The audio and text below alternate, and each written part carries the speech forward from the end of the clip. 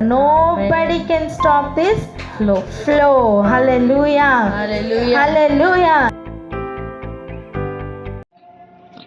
అపోస్తల కార్యాలు 20వ అధ్యాయం.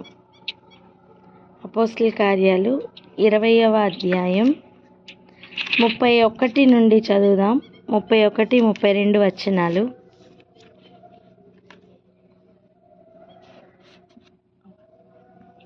అపోస్తల కార్యాలు 20, 31, 32 వచనాలు.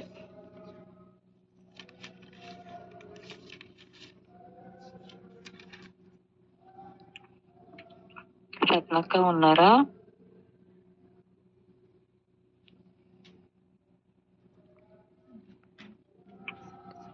రత్నక్క,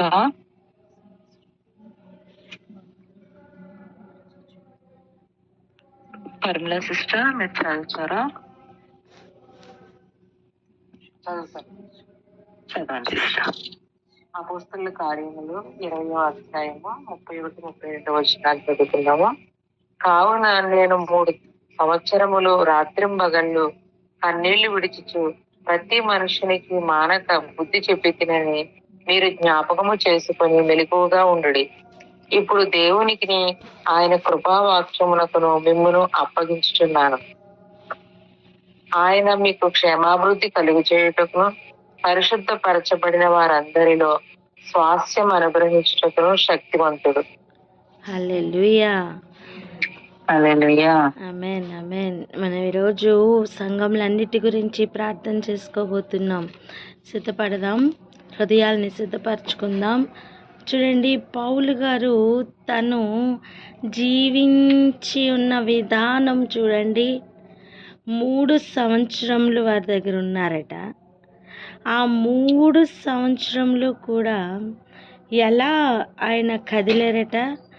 రాత్రింపగళ్ళు కన్నీళ్లు విడుస్తూ ప్రతి మనిషికి మానక బుద్ధి చెప్పి తిని. హల్లెలూయా. ఎలా అండి? రాత్రింపగళ్ళు కన్నీళ్లు విడుస్తూ, అర్థం ప్రార్థన విజ్ఞాపనలో ఉంటూ చేస్తున్న కార్యం ఏంటండి? ప్రతి మనిషికి మానక బుద్ధి చెప్పుతూ. ఓ హల్లెలూయా. ఈరోజు ఒక్కొక్క సంఘంలో చూడండి, బుద్ధి చెప్పకూడదు.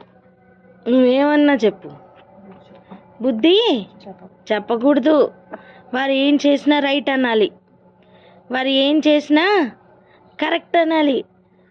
ఒకవేళ వింటున్నారా, చేస్తున్న విషయము, జరుగుతున్న కార్యము తప్పు అని గనక ఖండిస్తే వారి మీద పర్సనల్ గ్రడ్జ్ ఉందని చెప్పి కొత్త కొత్త మాటలు చెప్పి వారిని ఇబ్బంది పెడుతూ ఉంటారు, ఇబ్బంది పడుతూ ఉంటారు. ఈ యాటిట్యూడ్ పోవాలని ఈరోజు ప్రార్థన చేద్దాం. ఎలా అండి? ఏ యాటిట్యూడ్ పోవాలి? బుద్ధి చెప్పుతున్నప్పుడు రిసీవ్ చేసుకోకుండా ఆటంకంగా నిలబడుతున్న ప్రతి వ్యతిరేకపు ఆలోచన ఈరోజు నశించిపోవాలని ప్రార్థన చేద్దాం. ఎవరైనా ప్రార్థన అందుకోండి.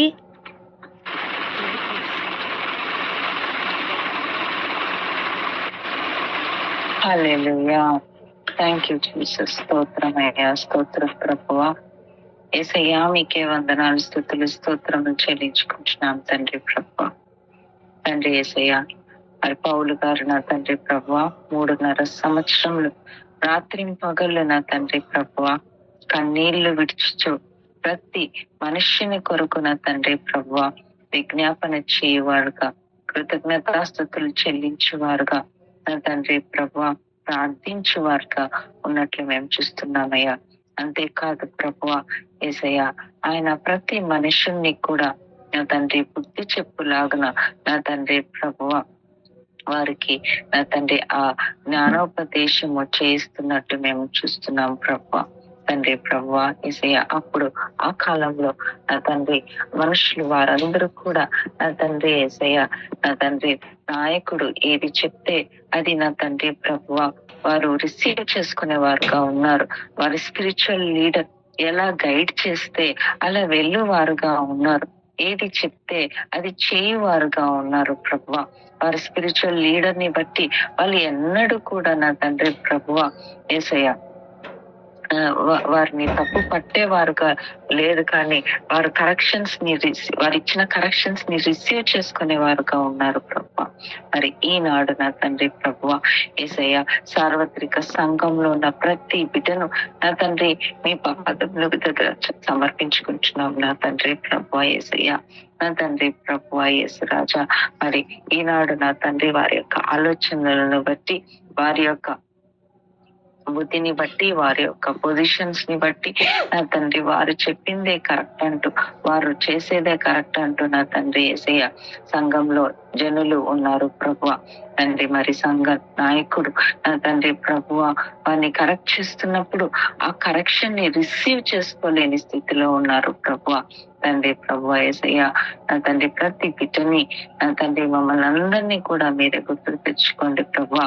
మా స్పిరిచువల్ లీడర్ ఏమి చెప్తే అది నా తండ్రి మేము బ్లైండ్ గా ఫాలో అయ్యేవారుగా ఉండాలి. వాక్యానుసారంగా ఉందా లేదా అని చూసుకొని నా తండ్రి వారు చెప్పింది చెప్పినట్టు చేయవారుగా సంఘంలో ఉన్న ప్రతి బిడ్డ నా తండ్రి ప్రభువా ముందుకు కదలాలి ప్రభువా. ఆ రిసీవింగ్ స్పిరిట్ అనేది నా తండ్రి ప్రతి ఒక్క బిడ్డ నా తండ్రి కలిగి ఉండటానికి సహాయం దయచేయండి. ఎక్కడ కూడా స్పిరిచువల్ లీడర్ పలుకుతున్న మాటల్ని నా తండ్రి వినలేని ఆ స్వభావం, వినలేని ఆ జ్ఞానం నా తండ్రి ప్రభువా యేసయ్య నా తండ్రి సంఘంలో ఉండటానికి ఇది లేదు ప్రభువా యేసు రాజా.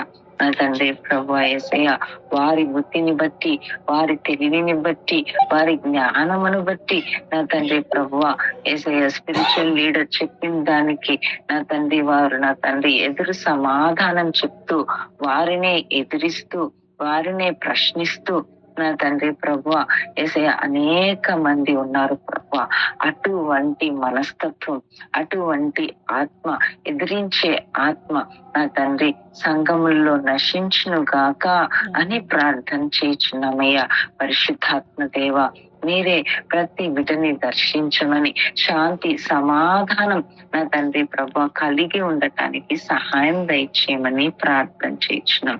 అంతేకాదు ప్రభువా సంఘ నాయకులను బట్టి ఏక మనస్సు, ఏక హృదయం, ఏక తాత్పర్యం కలిగిన వారుగా నా తండ్రి ప్రభువా వారి జీవితములను దేవుని కొరకు సమర్పించుకుంటూ సంఘ నాయకులు ఏ విధంగా చెప్తే ఆ విధంగా ప్రవర్తించు వారుగా సంఘంలో ప్రతి బిడ్డ, చిన్న బిడ్డ నుండి నా తండ్రి ప్రభువా యేసయ్య వృద్ధుల వరకు నా తండ్రి ప్రభువా సంఘ నాయకులు ఏది చెప్తే అది చేయువారుగా ఉండటానికి కృప చూపించమని, బలపరచమని యేసయ్య అతి పరిశుద్ధ నామంలో అడిగి బ్రతిమాలి వేడుకుంటున్నాం తండ్రి.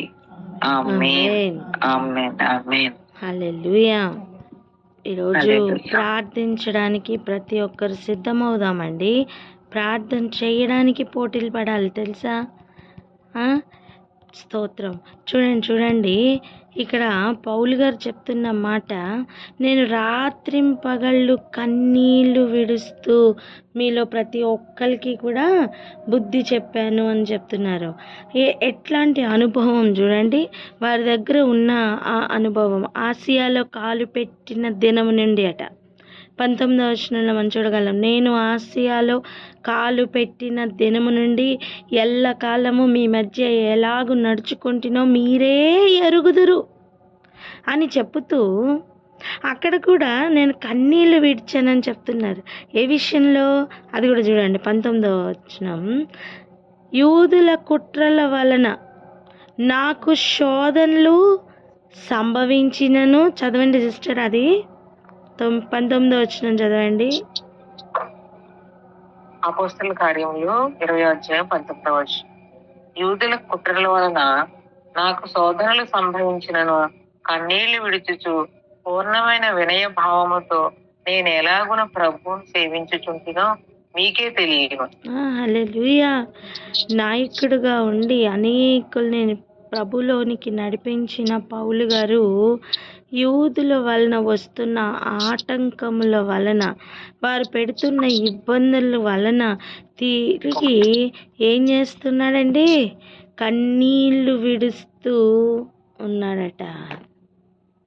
పూర్ణమైన వినయ భావంతోనే ప్రభువుని సేవిస్తూ ఉన్నాడట. ఆటంకములను బట్టి కన్నీళ్లు విడుస్తున్న పౌలు. ఒకటి, ఇక్కడ కన్నీళ్లు దేనికి? ఒక్కొక్కరికి బుద్ధి చెప్పడానికి, అంటే విజ్ఞాపన చేస్తున్న పౌలు.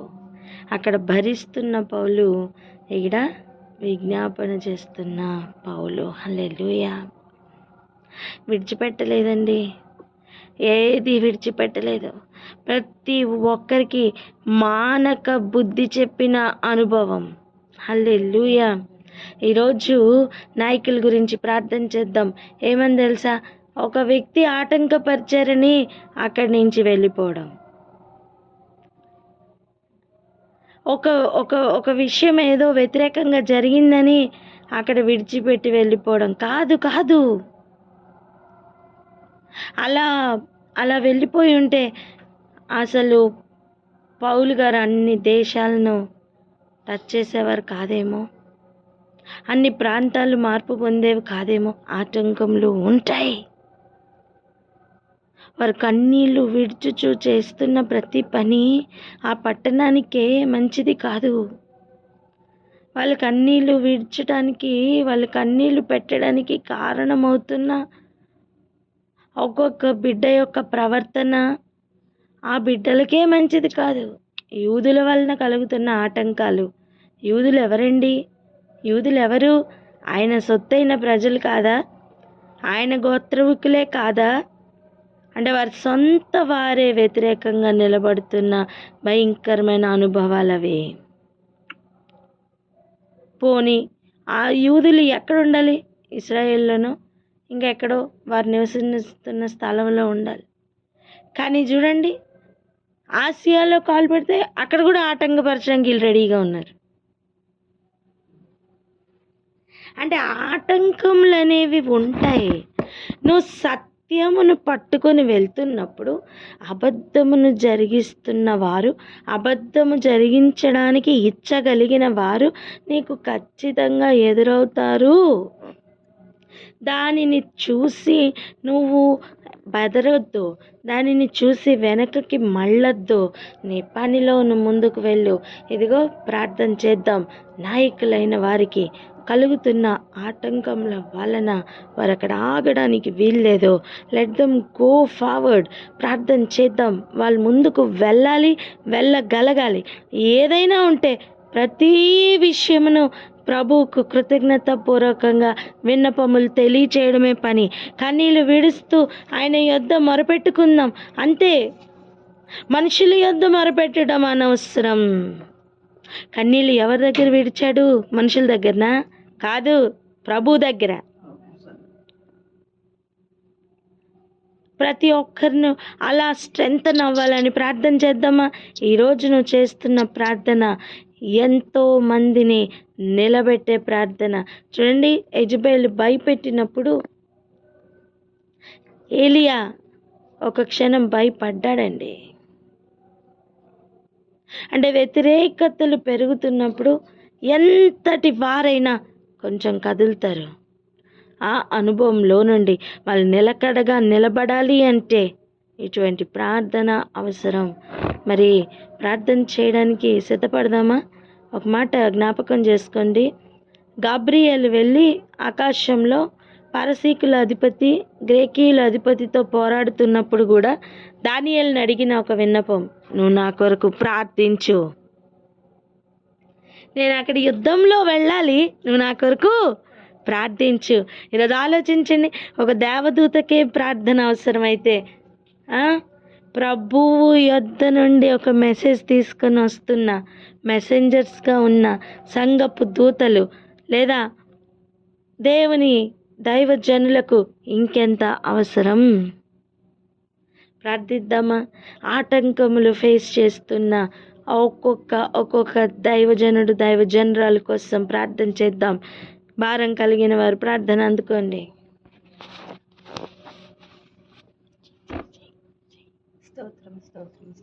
స్తోత్రం మహాపరిశుద్ధుడా, ప్రేమ కలిగిన తండ్రి, నీకు వేల కోట్లాది వందనాలు, స్తోత్రాలయ్యా.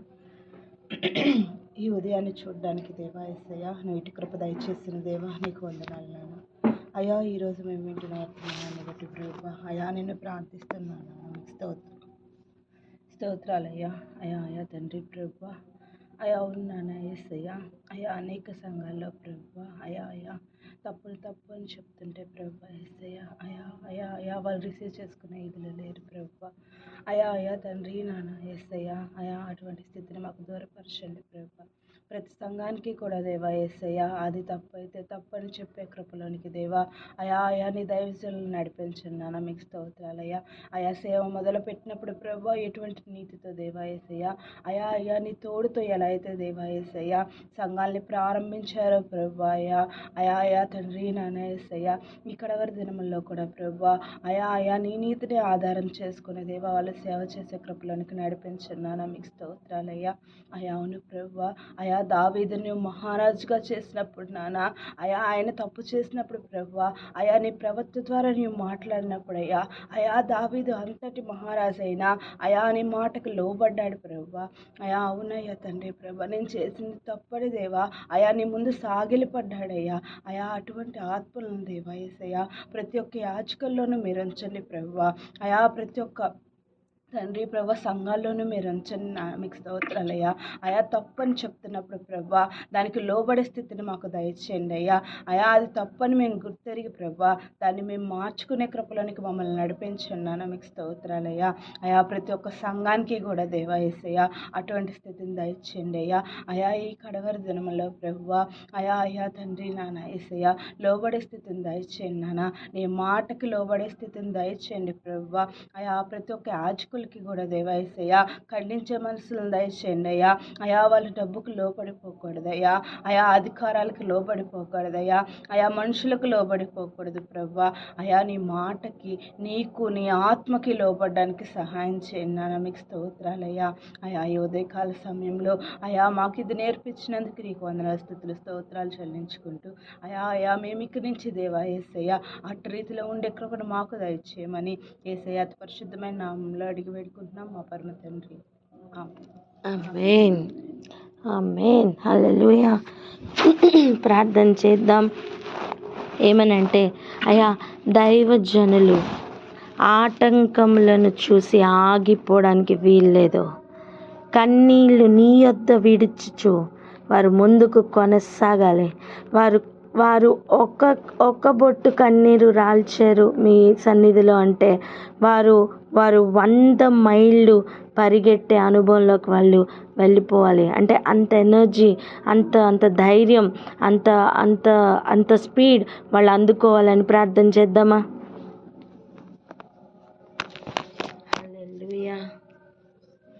స్తోత్రం తండ్రి దేవా మాకు తండ్రి ఈరోజు ఇచ్చినందుకే మీకు వందనాలు ఉదయకాల సమయంలో తండ్రి మీ నామంలో ప్రార్థించుకుంటకు మీ సంఘముల గురించి మీ పెద్దల గురించి తండ్రి దేవా మీరు నియమించిన యాజకుల గురించి మేము ప్రార్థించటకే మాకు సహాయం చేసి తండ్రి ఎలా ప్రార్థించాలో మాకు నేర్పిస్తున్నందుకే మీకు వందనాలు తండ్రి దేవా. మీ దైవజనులకి తండ్రి ఎటువంటి ఆటంకములు రాకుండా చూడండి వచ్చినా సరే తండ్రి దేవా ఆటంకంలో తండ్రి ఇంకా బలంతో ముందుకెళ్ళటకు తండ్రి సహాయం చేయండి మీ సన్నిధిలో ఒక కన్నీరు తండ్రి కార్చిన తండ్రి 1000 మైళ్ళు ఇంకా వెళ్ళే బలంని శక్తిని మీరే దయచేయండి తండ్రి. మీ సన్నిధిలోకి వచ్చి తండ్రి మీతో ఒక రిలేషన్ ఉండి తండ్రి దేవా వాళ్ళు బలపడటకు తండ్రి దేవా ఇంకా మీ రాజ్యం కట్టబడడానికి వాళ్ళు ఇంకా వర్క్ చేయటకు తండ్రి దేవా సహాయం చేయండి వాళ్ళకి సహాయం చేయండి తండ్రి దేవా. వాళ్ళకి బలంని శక్తిని మీరే దయచేస్తారని మేము నమ్ముతూ యేసు నామములో అడిగి వేడుకుంటున్నాం తండ్రి. ఆమేన్. ఆటంకంలో కలుగుతున్నప్పుడు, వ్యతిరేకతలు కలుగుతున్నప్పుడు ఒకలాంటి నిరుత్సాహం ఏ వ్యక్తికైనా సరే వెంటాడుతూ ఉంటుంది.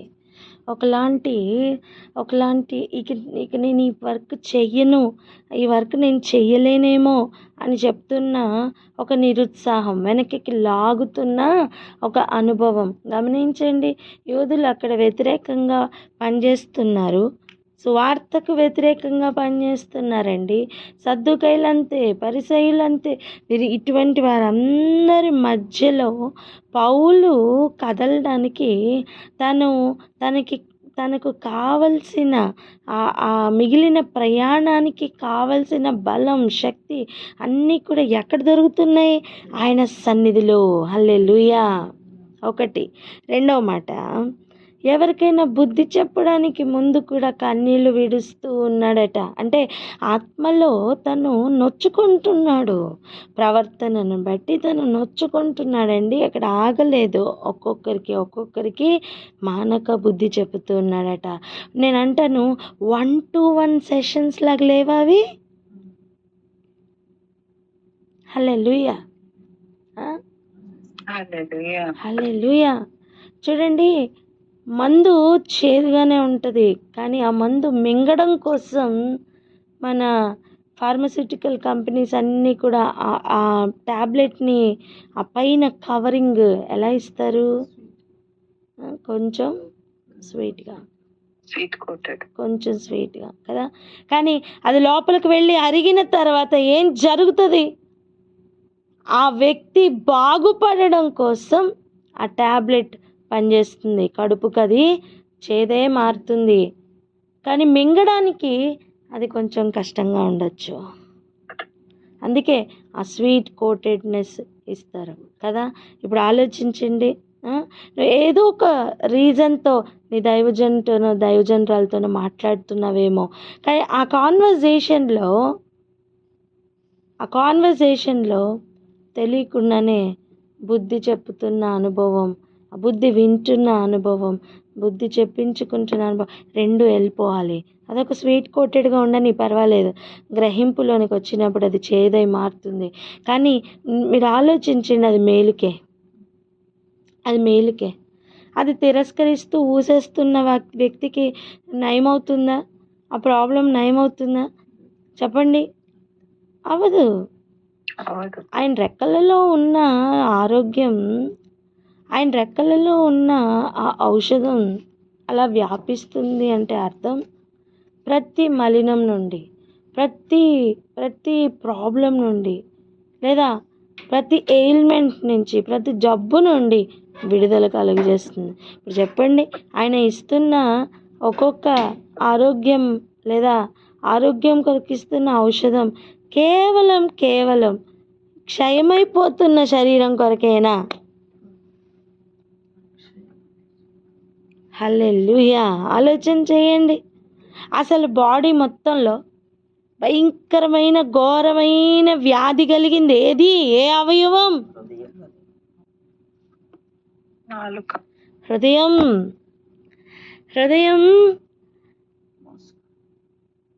భయంకరమైన ఘోరమైన వ్యాధి గలదట, మోసకరమైనది. ఇప్పుడు ఎక్కువ మందు దేనికి కావాలి? ఆ హృదయానికే. ఆరోగ్యం ఇప్పుడు దేనికి కావాలి?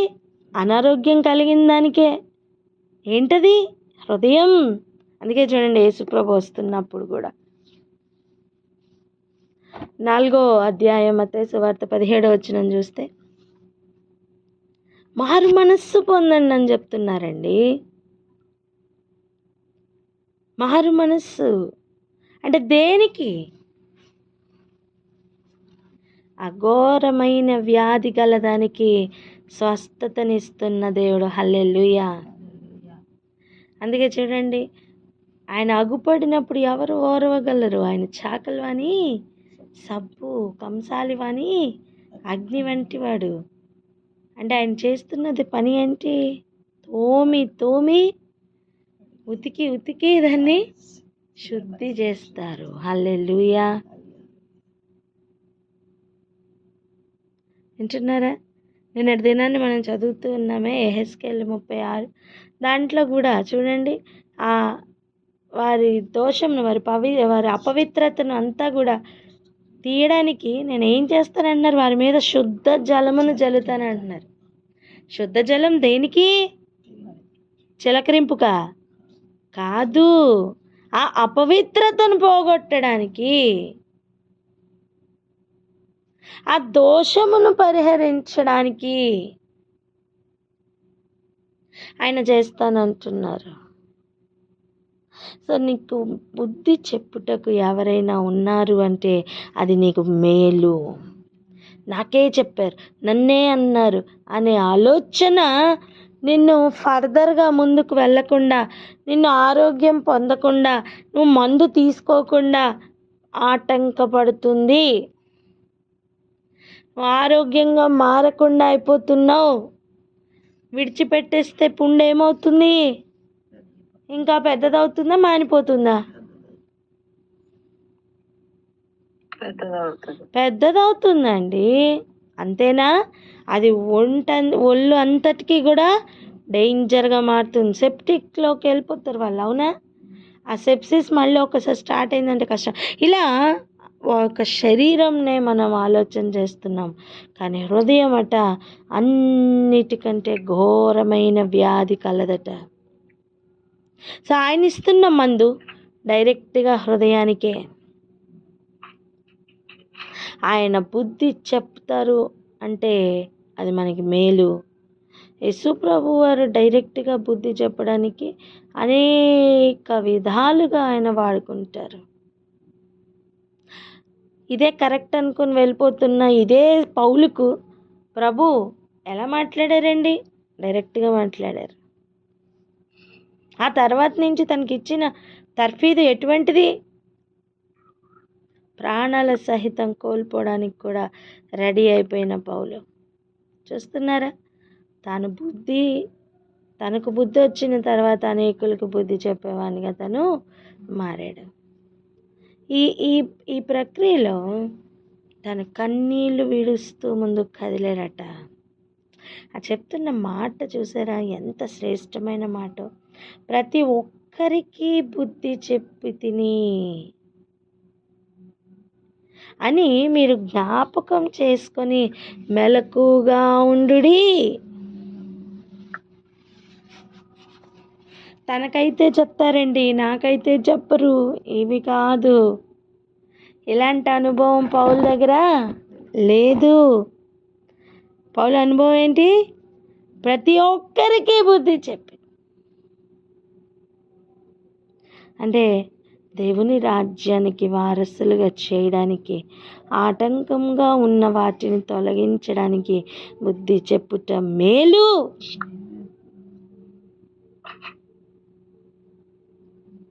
మనం ప్రేయర్ పాయింట్స్ చేసుకునేటప్పుడు ఈ విషయాల గురించి ప్రార్థన చేద్దాం. ఇంకొంచెం ముందుకు వెళ్దాం. 32వ వచనం చూడండి. ఇప్పుడు దేవునికిని ఆయన కృపావాక్యమునకును మిమ్మును అప్పగించుచున్నాను. అర్థం, 3 సంవత్సరాలు మీతో ముఖాముఖిగా ఉండి, మీకు ఎన్ని వ్యతిరేకతలు ఉన్నా కన్నీళ్లు విడుస్తూ నిలబడి ఉండి, ఒక్కొక్కరి ప్రవర్తనను బట్టి కన్నీళ్లు విడుస్తూ ప్రభు సన్నిధిలో కనిపెట్టుకొని మానక ప్రతి ఒక్కరికి బుద్ధి చెప్పాను. ఇప్పుడు నేను బయలుదేరుతున్నా. సో ఏం చేస్తున్నాను? ఇప్పుడు దేవునికి ఆయన కృపావాక్యమునకు మిమ్మల్ని అప్పగించేస్తున్నా. అంటే విడిచిపెడుతున్నానని కాదు దాని అర్థం. ఇక దేవుడు చూసుకుంటారు. హల్లెలూయా. చూడండి, చెప్తున్న మాట చూడండి. ఆయన మీకు క్షేమాభివృద్ధి కలుగు చేయుటకును పరిశుద్ధపరచబడిన వారందరిలో స్వాస్థ్యం అనుగ్రహించుటకును శక్తిమంతుడు. హల్లెలూయా. ప్రతి ఒక్కరికి ఉండవలసిన యాటిట్యూడ్ ఇది. నేను చెప్పాను, ఇక పరిశుద్ధాత్మునికి అప్పగించేస్తున్నా. హల్లెలూయా. దేవునికి అప్పగిస్తున్న ఈ మ్యాటర్ ఎవరి దగ్గర పెట్టా? దేవుని దగ్గర పెట్టా. ఒక ఎగ్జాంపుల్ చెప్తాను చూడండి. మనం రిజిస్టర్ ఆఫీస్కి వెళ్ళడానికి ముందు మనకు ఆ డాక్యుమెంట్స్ ఎలా ఫిల్ చేయాలో తెలియదు, మనకు అనుభవం లేదు కదా. దానికి ముందు కొంతమంది ట్రైన్ అయిన వాళ్ళు, లేకపోతే అక్కడ బాగా తెలిసిన వాళ్ళు, ఆ రిజిస్టర్ ఆఫీస్కి ఏమేమి డాక్యుమెంట్స్ కావాలి ఇవన్నీ తెలిసిన వాళ్ళు కొంతమంది షాప్స్ పెట్టుకొని ఉంటారు. వాళ్ళు ఏం చేస్తారు? ప్రతి డాక్యుమెంట్ని సేకరిస్తారు, ప్రతి సవరింపుని చేస్తారు, అన్నిటినీ కూడా కరెక్ట్గా రెడీ చేసి పెడతారు. అంతేగాని సంతకం వాళ్ళు పెడతారా? చెప్పండి, పెట్టరు. వాళ్ళు ఏం చేస్తారు? తహసీల్దార్కి పుట్టప్ చేస్తారు. మీకు అర్థమవుతుందా? రిజిస్ట్రార్కి రిజిస్ట్రేషన్ కోసం సబ్మిట్ చేస్తారు. వింటున్నారా? పౌలు ఇంచుమించు అలాంటి పనే చేస్తూ చెప్తున్నారు. వింటున్నారా? మనలో ఎటువంటి లోపాలు ఉన్నాయో వాటిని బుద్ధి చెప్పుతూ మనల్ని రిజెక్ట్ చేయకుండా ప్రభు మనల్ని యాక్సెప్ట్ చేసే విధంగా ప్రిపేర్ చేస్తున్నారు. హల్లెలూయా. అంతేనా? ఇక దేవునికి అప్పగించాను అని చెప్తున్న దాంట్లో అంతర్భావం ఏంటంటే, ఇక మీ ఫైలు పుటప్ చేశా. ఎక్కడ పుటప్ చేశా? టేబుల్ మీదకి పంపించా. ఇక సంతకం అవుతుంది, ఆయనే చూసుకుంటారు. ఆయన ఏం చేస్తారు? మీకు పరిశుద్ధపరచబడిన వారందరిలో స్వాస్థ్యం అనుగ్రహిస్తారు. హల్లెలూయా. నీ ఫైల్ సైన్ అవుతుంది నానా. ఎంతమందికి అర్థమవుతుంది? నీ ఫైల్ సైన్ అవుతుంది. అందుకే ఆయన మెన్షన్ చేస్తున్నాను 3 సంవత్సరముల నుండి అని.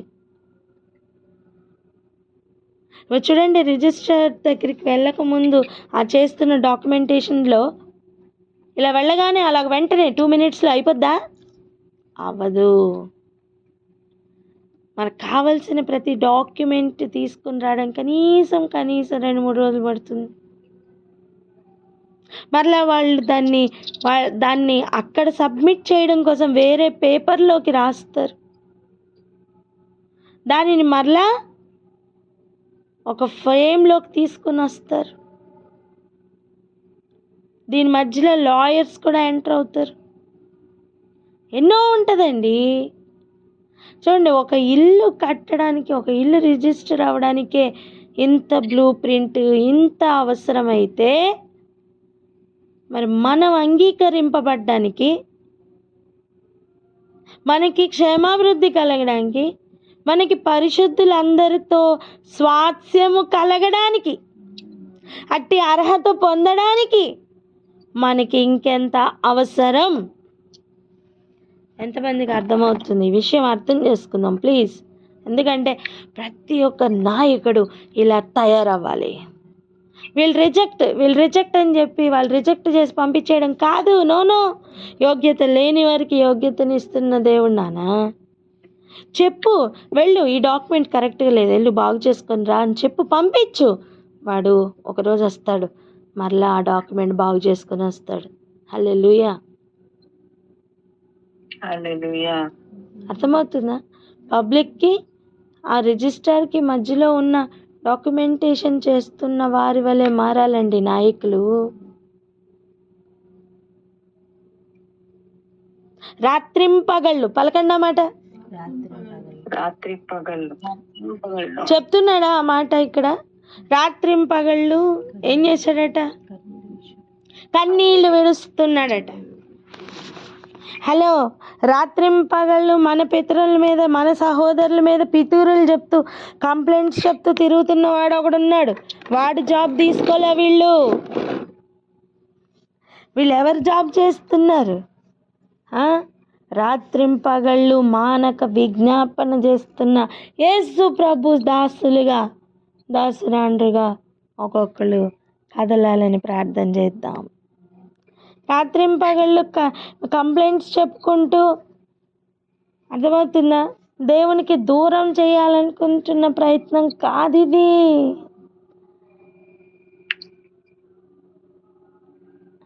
ఇది ఎటువంటి ప్రయత్నం అంటే పరిశుద్ధులతో కలిపి స్వాస్యము పొందాలని, వీరిని యోగ్యులుగా చేయడం కోసం కావలసిన బుద్ధి చెప్పుతున్న రాత్రింపగళ్ళు విడుస్తున్న కన్నీళ్ళు. ఇది ఎంత శ్రేష్టమో ఈరోజు అర్థం కాదేమో. హలో, పరలోకంలోకి వెళ్ళిన తర్వాత అర్థమవుతుందండి. దేవుని సన్నిధి ఎదురుగుండా నిలబడిన రోజు అర్థమవుతుందండి. అనేకులు రొమ్ము కొట్టుకుంటున్నప్పుడు, అయ్యో నాకెవరు చెప్పలేదే అని రొమ్ము కొట్టుకుంటున్నప్పుడు, నాకు చెప్పడం వలననే నేను ఇక్కడ ఈరోజు నిలబడ్డాను అని తెలుసుకున్న రోజు నువ్వు కృతజ్ఞతాస్తుతులు తప్ప ఇంకేం చెల్లించలేవు. ఈరోజు లోబడి చూడు, ఆ రోజు ఉండే లెవెల్ ఆలోచించు. ఓ హల్లెలూయా. ఆయనకు ముందుగా ఇచ్చి ఫలం పొందువారు ఎవరు? ఈ గూఢమైన మాటలు ప్రతి ఒక్కరి హృదయంలోనికి చేరునుగాక. ఆమేన్. ప్రార్థన చేసుకుందాం అక్క. హల్లెలూయా. Thank you Jesus.